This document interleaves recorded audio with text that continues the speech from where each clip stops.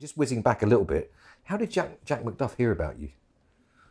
I knew a guy who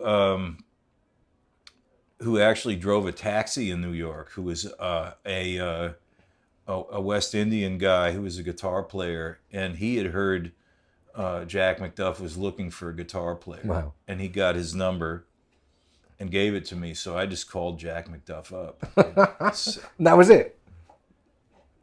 Jack McDuff was he was a very, very rough character. You know? Okay. He was difficult to.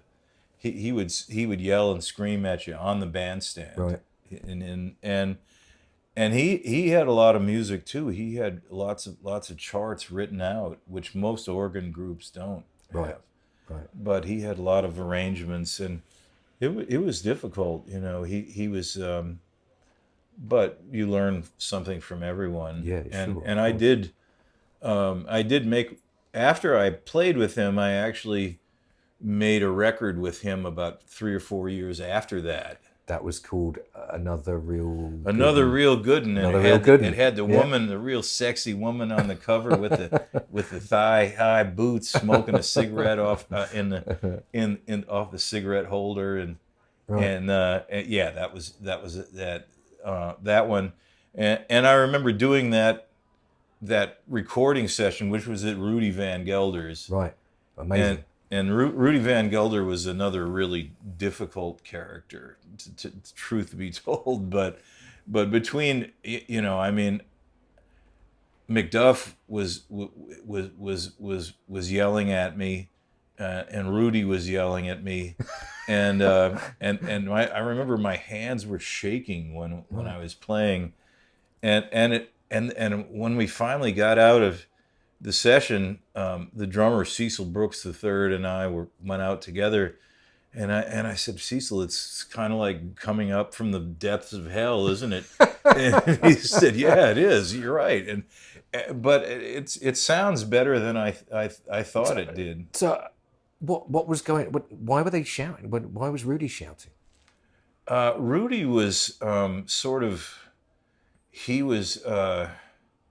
How would you say this? He was just this incredible control freak. Really? Yeah, he wouldn't let you couldn't tell him anything about how you wanted your sound, you know, if you wanted it more bright or more dark or higher in the mix or lower in the mix. You couldn't tell him anything.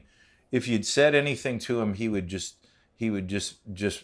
get angry and end the session right away. Really? Yeah, oh, really? Wow. Absolutely. And the sessions, all of those sessions, including a bunch of my first records, the ones like Walk On and Jubilation and In Accord, and a whole bunch of the 4 or 5 of mine for Muse and High Note, they were at Rudy's. Right. And you couldn't tell if you were rehearsing and you were the pianist and you were rehearsing on the piano that you did the takes on, Rudy would come over and close the piano lid on your fingers. Well, because you're putting out a tune. Yeah, so you'd have to rehearse on the rehearsal piano, and then for instance, one time, you know, John Abercrombie was a really good friend of mine. Okay. The guitar player John Abercrombie, and one time he was recording at Rudy's, and he had a candle. It was cold in there, so he had a candle he had brought, a big candle to kind of warm his hands up with, and somehow some of the wax spilled on the floor. So Rudy ended the session, threw everyone out, and went into the back and got this big like floor polisher machine and made John Abercrombie polish the floor. No. Yes. And he did it.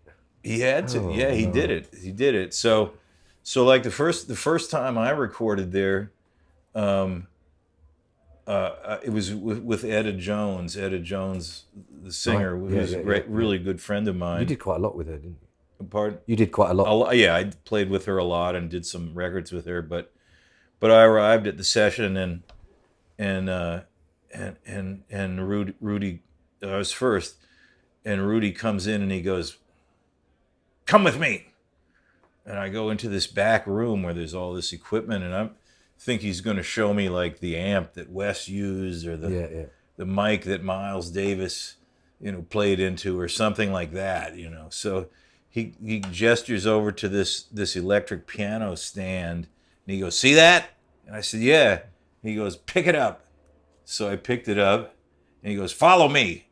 And we go back into the main room, and he goes, "Put it down there." So I put it down, and he goes, "Okay, thank you." And that's it. Yeah, that's it. So then we're doing the record, and Rudy would he would record everything completely dry. Right.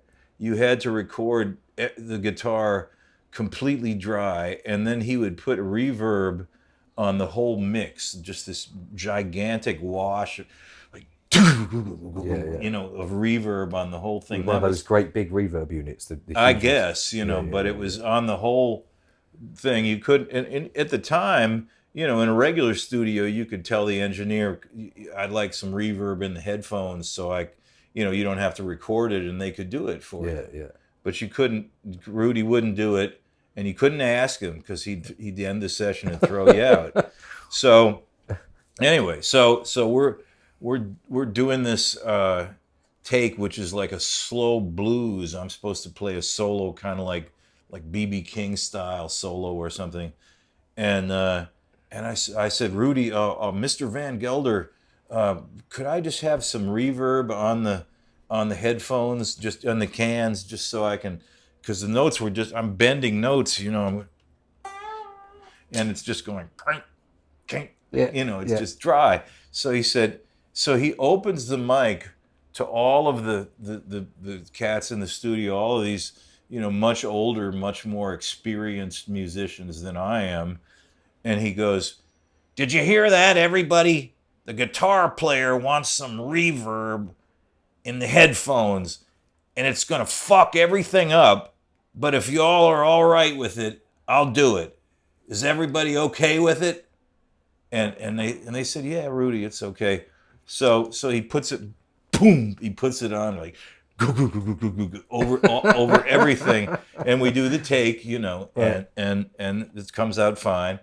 So the next song is this really slow ballad, and the drummer has got the brushes, and he's doing this circular thing, whoosh, like they call it stirring the soup, So he's stirring the soup, and he's got the reverb on that, it's on everything, so it's going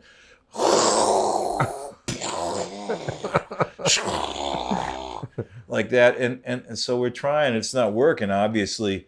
And the drummer goes, "Excuse me, Rudy, it seems like there's some echo or something on the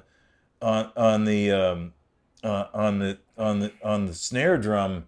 Is that okay?" And Rudy opens the mic to everybody, and he goes, "God damn it! I told you, the guitar player wanted reverb on everything, and I told him it was gonna fuck everything up, and now it has. It's fucked everything up." God's sake. And so I said, "Well, Rudy, I just needed it for that one song. You can tune it out. You can turn it off now. Thank you." And he goes, "Okay, duly noted," and cuts it off. So that's kind of what he was like, which probably in the old days when a lot of the Blue Note guys were heroin addicts and stuff, that was good because he would. And the session was it was 4 hours or 5 hours. That's all you got to make the whole record. Right. And that's all, Lee Morgan and all those guys. That just shows you how great they were, because they made those fantastic Sidewinder and shit. That's probably 4 or 5 hours, the whole thing. Yeah. But they would go in the bathroom and get high. And so he took the door off the bathroom so they couldn't stay in there. So for him being like that and them being like they were, it probably worked well. But for somebody like me who's trying to be conscientious and I'm sort of making a record, I'm nervous anyway. So it just was it was a little different dynamic. It's vibe graveyard, isn't it? I mean, Christ, I can't imagine what I'd do if someone was behaving like that at the studio. It's incredible. It didn't make it. It didn't make it. But it was okay because it was Rudy Van Gelder, and everyone just sort of Yeah, and I listen to the records now that I made there, and they sound, you know, it sounds good. Yeah, It yeah. sounds it sounds good, and some of the ones later on that I had more control over the guitar sound and all. Um, you know, maybe I'm going back. I might have done it more like Rudy did now, Yeah, but you know, he was very yeah, good. yeah. And the great thing about him was you could you just went, you couldn't tell him anything, so you just go in there and right away you're doing takes. Yeah, yeah. You know, you couldn't, so as soon as you come in and start playing, you're recording.